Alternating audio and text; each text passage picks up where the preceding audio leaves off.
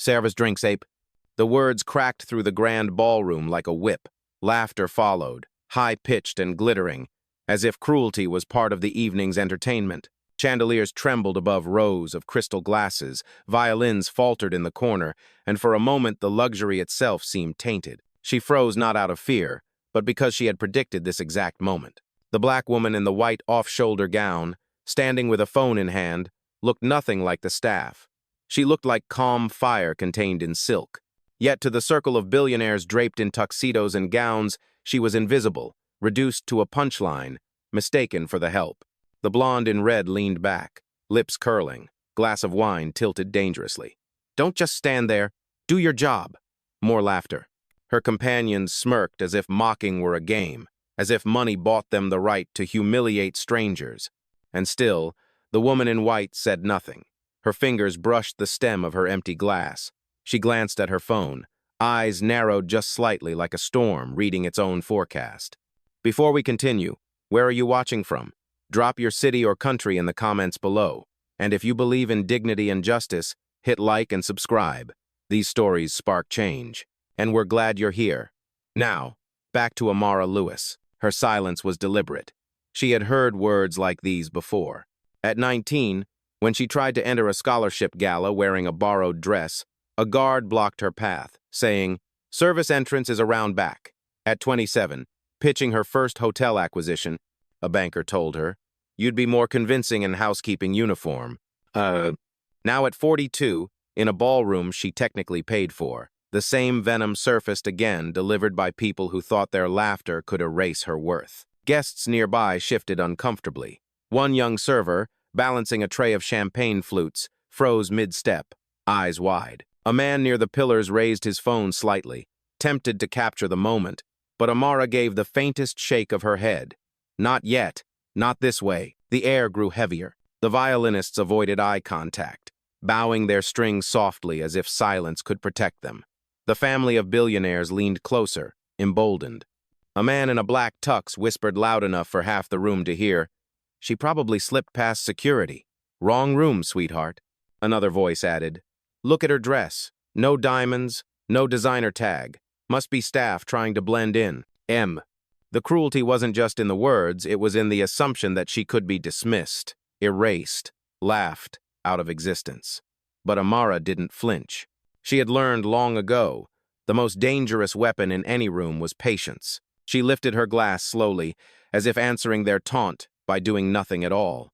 Her reflection in the crystal was calm, sharp, and unbroken. The party thought it was mocking a servant. What it didn't know was that it was mocking its owner. And Amara Lewis, CEO, investor, the silent architect of the very deal being toasted tonight, was about to turn their laughter into ashes. Amara Lewis had chosen her armor carefully. Not diamonds, not designer embroidery, not the armor of excess.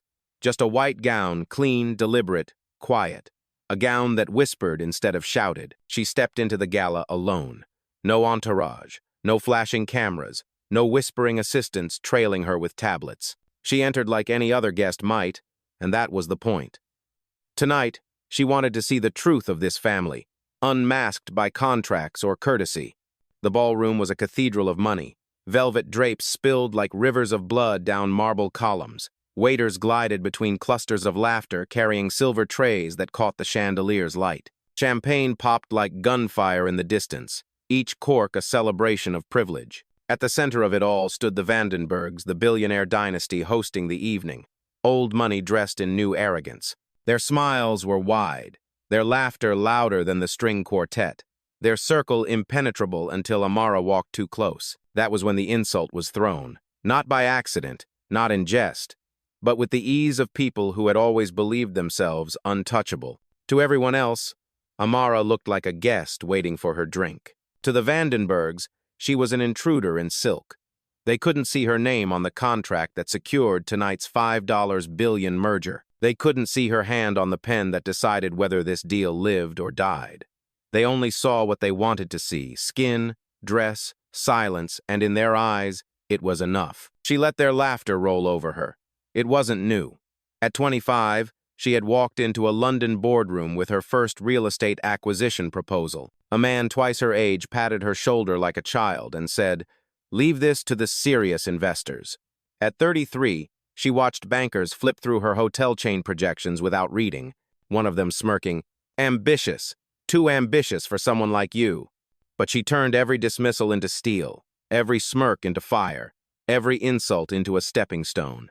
Now, she stood in their ballroom, perfectly still, holding the power they thought they owned. Guests whispered as she passed, some curious, some skeptical. A man in a navy suit muttered, "Who's she with?" A woman in emerald earrings whispered back, "Doesn't matter. Not one of us." Amara heard it all. She didn't react. She didn't need to. Her phone vibrated once, a gentle pulse against her palm. A reminder from her assistant waiting off-site. "Deal confirmation ready. Your word decides everything." She closed her eyes briefly, listening not to the music or the laughter, but to the weight of the moment. Tonight wasn't about champagne or chandeliers.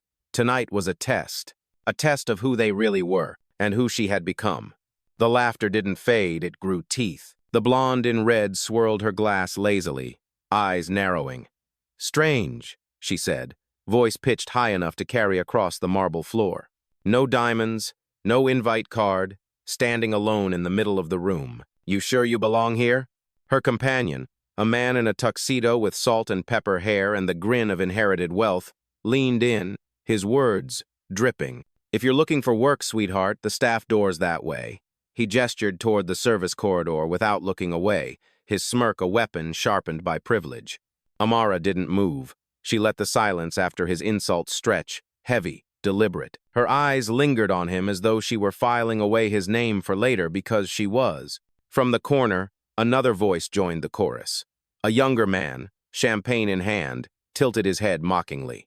"Maybe she crashed the party. These things happen. Security should check." He snapped his fingers like summoning a servant. "Manager!" The ballroom shifted. Heads turned. A ripple of curiosity and unease spread across the guests. A few chuckled nervously, unsure whether to laugh or to distance themselves. The string quartet faltered again, bows hesitating on strings. And then came the manager, brisk steps on polished marble, a man in a black suit, tie tight, posture stiff. His smile was thin, his tone colder than the champagne. "Excuse me, ma'am. This section is reserved for invited guests. May I see your credentials?" The blonde folded her arms, satisfied. "See? Told you." "Hell." The man in the tux added with mock courtesy, "Don't take it personally. It's protocol." Amara looked at the manager, eyes calm, voice steady. "And if I don't?" The question landed harder than any refusal. The manager blinked, caught off guard by the weight behind the words. Before he could answer, the younger man with champagne chuckled again, louder this time, trying to reclaim control of the room. "Then she leaves. Simple as that." A low murmur rose around them. Some guests nodded, eager to see the scene resolved.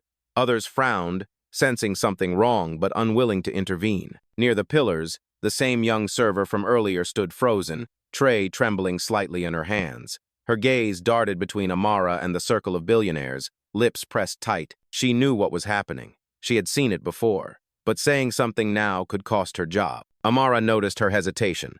One glance, one nod just enough to say, "Not yet. Wait." She turned back to the group, still unshaken. They saw a woman out of place. What they couldn't see was the storm tightening around them. The blonde leaned in one final time, her voice cutting.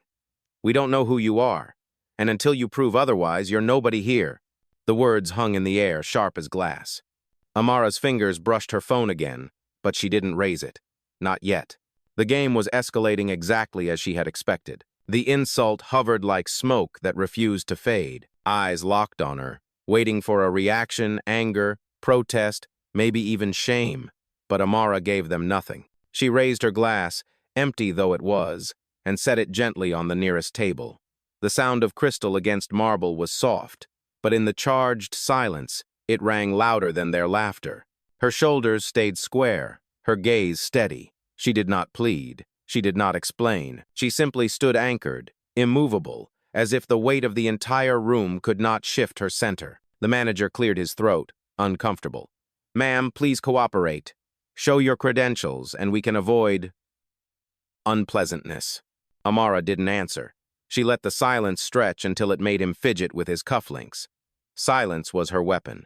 It forced the guilty to reveal themselves. In that stillness, memories flickered like old film reels. She was 20 again, standing outside a boutique hotel in Atlanta, luggage in hand, told by the clerk that her reservation couldn't be found. She had slept in her car that night, humiliated but determined. She was 29, presenting her first major acquisition proposal, only to be told, "This is impressive. Did your boss put this together for you?" She was 35, wearing a tailored Navy suit, mistaken for the assistant when she was the one signing the checks. Every slight, every doubt, every dismissal had carved her into steel. And tonight, in this ballroom, she drew from that same reservoir of patience. The blonde in red scoffed, misreading her calm for weakness. "See? She has nothing." Her laugh was brittle now, cracking at the edges. The man in the tux nodded toward security at the door. "Escort her out. This is a private affair." But even as they tried to summon force, Amara's composure unsettled them. Her silence wasn't submission, it was defiance dressed in restraint. A ripple moved through the guests. A few whispered, "Why isn't she saying anything? Who just stands there like that? She's too calm." Near the back, a young couple exchanged glances, their discomfort visible. They didn't speak, but their eyes said what many were thinking. Something about this felt wrong. Amara finally shifted, not to defend herself, but to glance at the server still frozen by the pillar. The girl clutched her tray like a shield, breathing fast. Amara's gaze softened, a silent message. "Hold on. Let them show themselves first." Then she looked back at her accusers, expression unreadable. She didn't raise her voice. She didn't move toward the door. She simply stood, calm as stone, while their arrogance piled higher layer upon layer of assumption, building toward collapse. The patience that unsettled boardrooms was now unraveling a ballroom.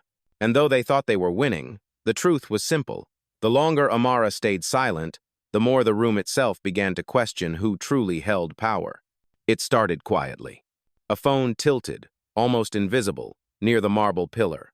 A young man in a charcoal blazer, maybe late 20s, raised his camera just enough to catch the circle forming around Amara. His thumb hovered over record, his jaw clenched.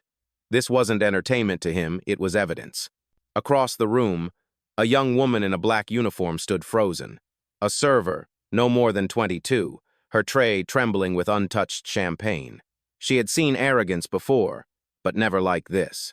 Her eyes darted from Amara's steady frame to the faces mocking her, and back again. She knew what injustice looked like. She lived in its shadow. The manager noticed the phone and barked, "Put that away. This is private property." His voice carried, sharp and defensive.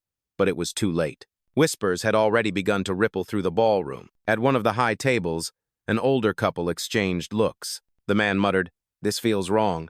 The woman placed her hand on his arm, whispering back, "It's always the same. They think no one notices." The blonde in red lifted her chin, trying to reclaim control. "Don't make a scene. She doesn't belong here." But her words landed differently now.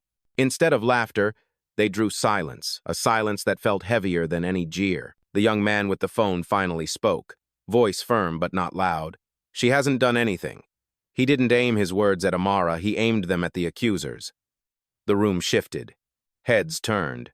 For the first time, the balance cracked.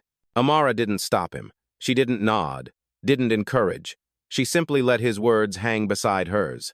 Silence, patience, defiance. The server by the pillar swallowed hard, then took a small step forward. Not much, just enough to show she was listening, watching. Her lips parted as though she wanted to speak, but fear held her back. Amara caught her eye and gave the smallest shake of her head. "Not yet. Truth will reveal itself." The tuxedoed man scoffed, sensing his grip loosening. "Typical," he sneered, "always looking for sympathy." He turned to the manager. "Call security now." But the manager hesitated. Something about the calm in Amara's stance, the quiet rebellion in the air, unsettled him. He adjusted his tie, his authority beginning to fray. Around the room, more phones appeared, subtle but undeniable. A glow of screens rose like fireflies in the dark. Witnesses were no longer whispering, they were archiving. And though Amara had asked for silence, though she hadn't lifted a single word in her defense, the room itself had begun to speak for her. One man's chuckle faltered. Another woman's smirk slipped. The laughter that had once drowned her presence was shrinking into the corners of the ballroom. The shift was fragile, almost imperceptible. but it was there. People were no longer laughing with the Vandenbergs. They were watching them, judging them, recording them. Amara stood at the center, untouched. Not triumphant, not yet. But the first cracks of doubt had formed, and she could feel the tide turning. And the family mocking her didn't even notice the storm rising behind their own guests. The murmurs rising in the ballroom only seemed to sharpen the arrogance of the hosts.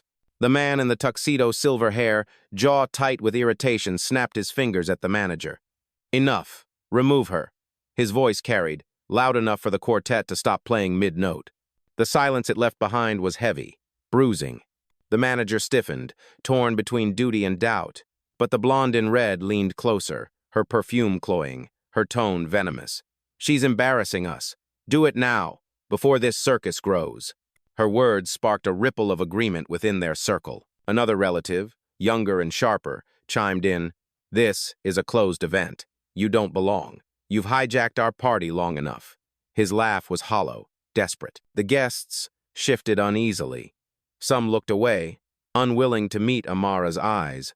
Others raised their phones higher, the glow of screens like quiet torches in the dark. The spectacle was no longer private, it was becoming public theater. The manager approached, forcing a smile that didn't reach his eyes. "Ma'am, I'll ask once more your invitation, please. If you cannot provide it, we will have to escort you outside." Still, Amara said nothing. Her calm was more unnerving than a scream. She stood rooted, gaze steady, her silence turning their demands into noise. The tuxedoed man sneered. "See? No proof, no card. She's a fraud." The blonde laughed, brittle, almost shrill now. "Or a thief. Probably slipped in here hoping to mingle with power she'll never touch." She raised her glass high as if to toast the humiliation. To parasites who mistake charity for status. Gasps fluttered through the crowd. Even some who had stood silent before frowned openly now. The young man with the phone took a step forward, voice firmer. "She hasn't disrupted anything. You're the ones making a scene." The tuxedoed man turned on him, face reddening. "Mind your place. Do you even know who we are?" The young man didn't back down. "Do you know who she is?" The question cracked the air like lightning. The circle stiffened, eyes narrowing, laughter dying on their lips. The manager's smile faltered. He tugged at his collar, caught in the tension. But before doubt could spread further, the blonde cut through it, her voice sharp. "Security!" Two guards near the entrance stirred, uncertain. They exchanged glances but did not move hesitation, born not of loyalty, but of the unease now thick in the room. Amara remained still, a statue carved from patience and restraint. She hadn't raised her hand, hadn't raised her voice, but already the balance was shifting. The family thought they were tightening the noose. What they didn't see was that each word, each insult, each command was a rope around their own necks. The manager took a breath, preparing to act, but even as he stepped forward, his voice cracked with something he hadn't felt all evening, uncertainty. "Ma'am," he said softer now, "please don't make this harder than it needs to be." But Amara's silence spoke louder than any plea. And in that moment, the ballroom wasn't waiting for her response, it was waiting for their collapse. The breaking point came with a single careless hand. The man in the tuxedo reached forward, snatched the untouched glass from the table beside Amara, and shoved it into her hand with a cruel smile. "There. At least make yourself useful. Serve us properly." "Ugh." The blonde clapped her hands, shrill laughter piercing the hall. "Finally, she's found her role." The glass trembled not in Amara's grip, but in the weight of the room itself. Guests gasped. A few whispered furiously, "Did he just?" The violins fell completely silent, bows frozen midair. Amara didn't move. She held the glass as if it were nothing more than air. Her expression didn't crack. She simply set it back down, slow and deliberate, the crystal kissing marble once more. But the Vandenbergs weren't finished. A younger cousin, drunk on champagne and privilege, stepped closer, sneer curling his lips. "She's ignoring us. Someone should show her the door." He grabbed at her arm, not hard, but enough to cross the line, enough to ignite the crowd's outrage. The young server dropped her tray with a crash. Champagne flutes exploded across the marble, the sound like gunfire. "Don't touch her," she blurted, voice trembling but loud enough for all to hear. The ballroom gasped, heads turned. The moment shattered. The tuxedoed man snapped at the girl. Stay out of this or you'll be unemployed by sunrise. But the damage was done.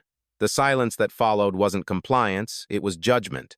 The audience of glittering gowns and tailored suits had become witnesses. Phones rose higher, cameras glowing, the air thick with the weight of exposure. The blonde's voice cracked, desperate to reclaim dominance. She doesn't belong here. She's an imposter. Call the police if you have to.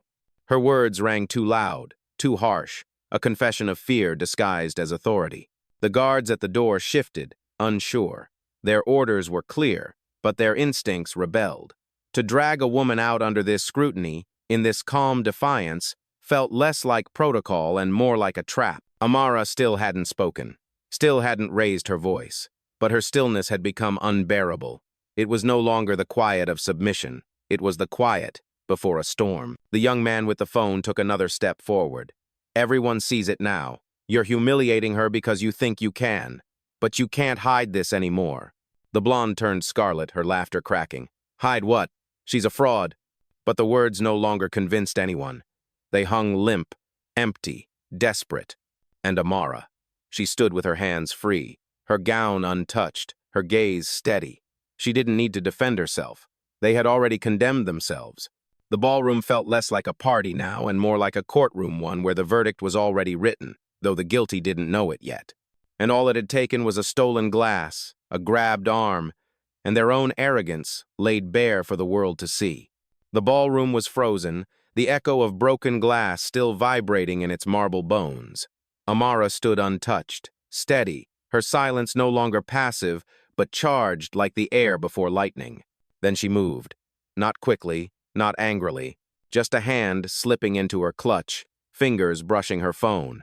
She lifted it, pressed one button, and held it to her ear. Initiate the lock, she said, her voice low, measured. Effective immediately. On the other end, her assistant's reply was crisp, professional. Understood, Miss Lewis. The $5 billion contract is now frozen. Confirmation will be sent to all parties within the hour. The words weren't loud, but they cut deeper than any shout. The nearest guests gasped. Phones wavered mid-air. The blonde in red blinked rapidly, her smirk cracking. What did she just say? Whispered a man near the back. Amara lowered the phone, not explaining, not elaborating. She let the silence after her words sink in, heavier than before. The tuxedoed man tried to laugh it off. It came out hollow, strained. She's bluffing. Some scam, don't listen to her. But even as he spoke, his eyes darted nervously to the other guests, searching for agreement that never came. The young man with the phone steady now, emboldened, spoke again. That didn't sound like a bluff. That sounded like someone in charge. The blonde snapped, her voice shrill. She's nothing, just a gatecrasher with a prop phone. Amara didn't respond. She didn't need to. Her phone buzzed once, a notification lighting the screen. She turned it outward for a moment, just long enough for those nearby to see. Contract status. Locked. Merger suspended.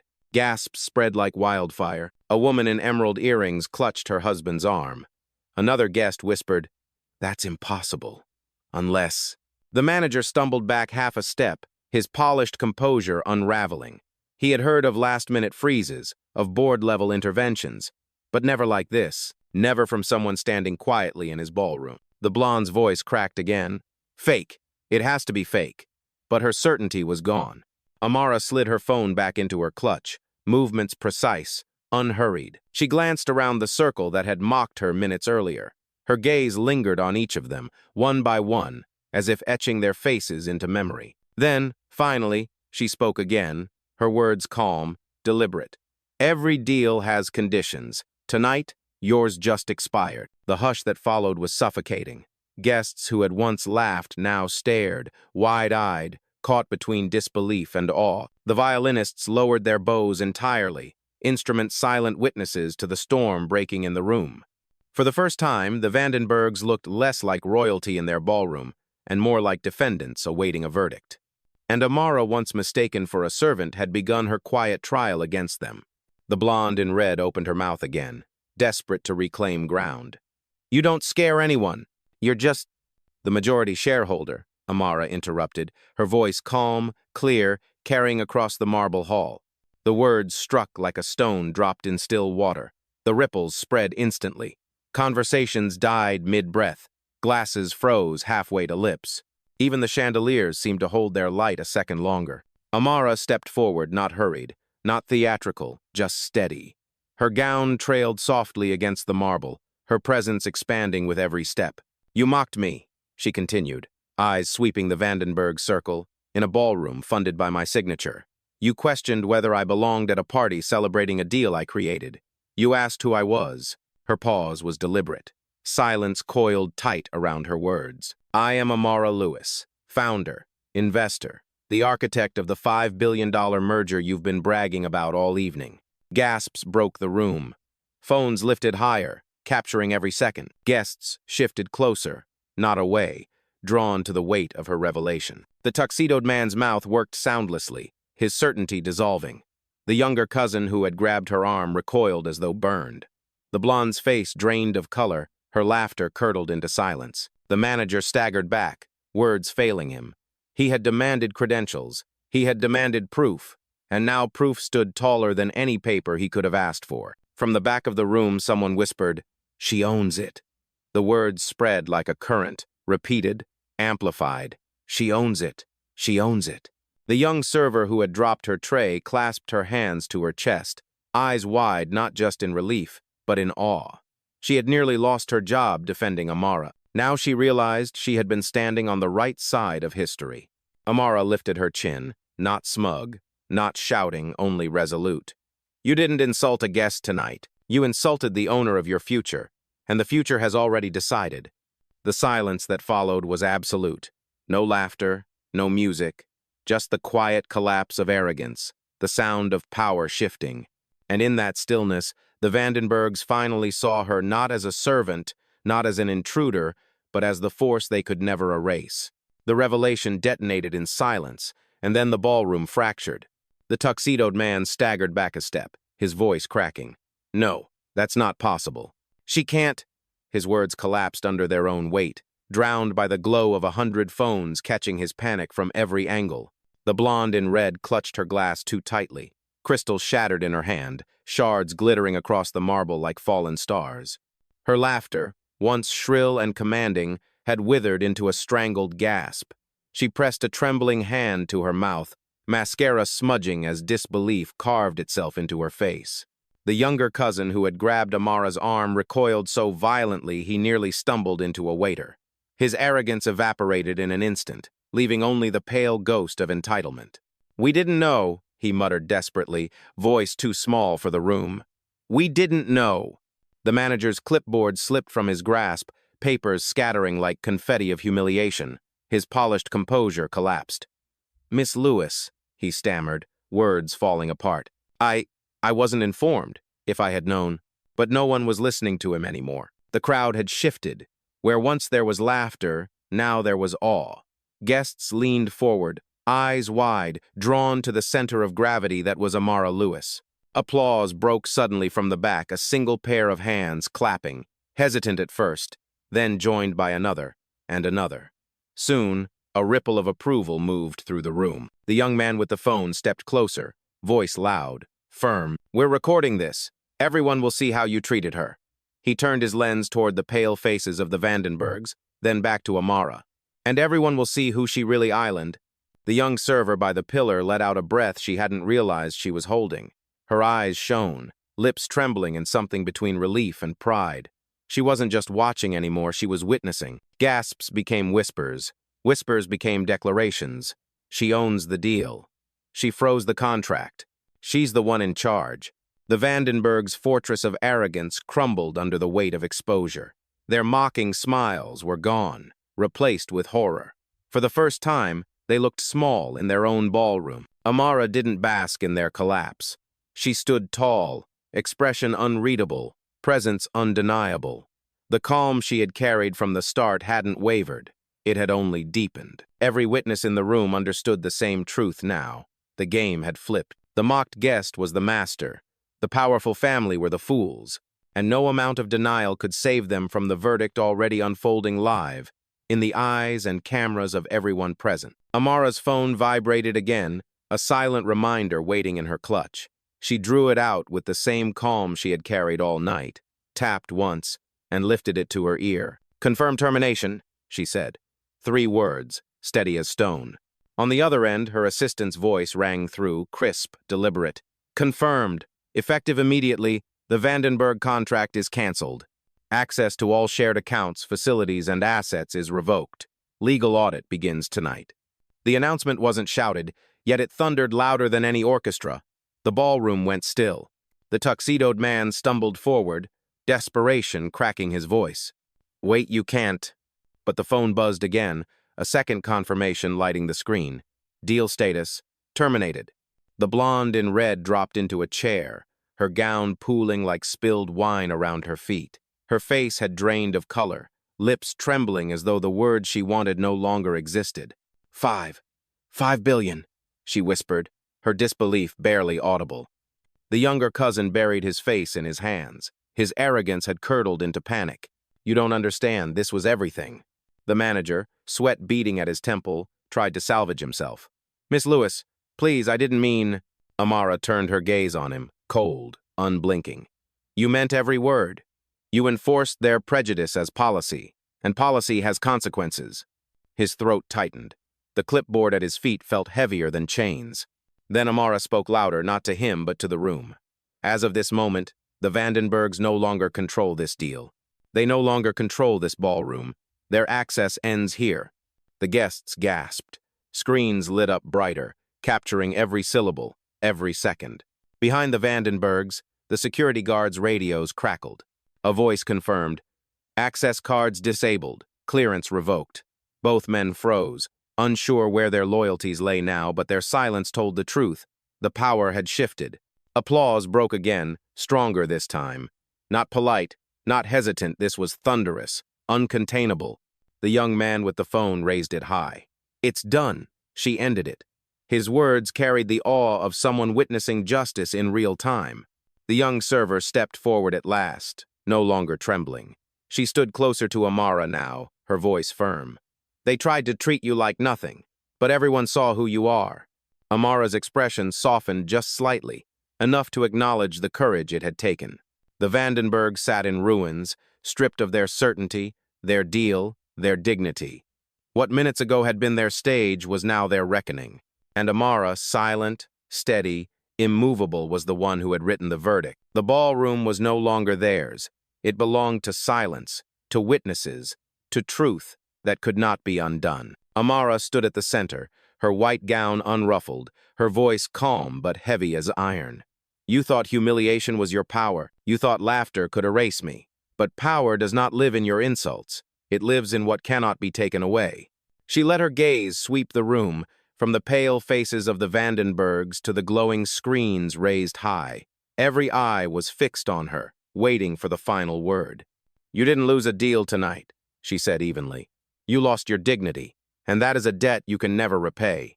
Gasps trembled into silence. The blonde in red lowered her eyes, unable to meet the weight of the truth. The tuxedoed man's fists clenched at his sides, but no words came. They were powerless, their empire reduced to ash in a single evening. Amara turned, slow and deliberate, and began walking toward the exit. Guests parted for her without a word, their admiration palpable. Some clapped softly, others whispered her name, but no one dared to stop her. At the edge of the ballroom, she paused once more. She didn't look back at those who had mocked her. She spoke to the witnesses instead. "Record this if you must. Share it if you want. But know this, I don't need a camera to prove my worth. I am the result. I am the evidence." Her words landed like the closing of a gavel, final and irreversible. The young server, standing straighter now, whispered under her breath, "That's power." The crowd exhaled as one, the tension breaking at last. Amara stepped into the corridor beyond, her heels clicking softly against marble, each step a quiet declaration that justice had been served. Behind her, the ballroom would never be remembered for the laughter of the Vandenbergs. It would be remembered for the night they were unmasked, stripped of arrogance, and left with nothing but shame. And Amara Lewis, silent, calm, unshaken, walked away, not as a guest, but as the architect of their downfall.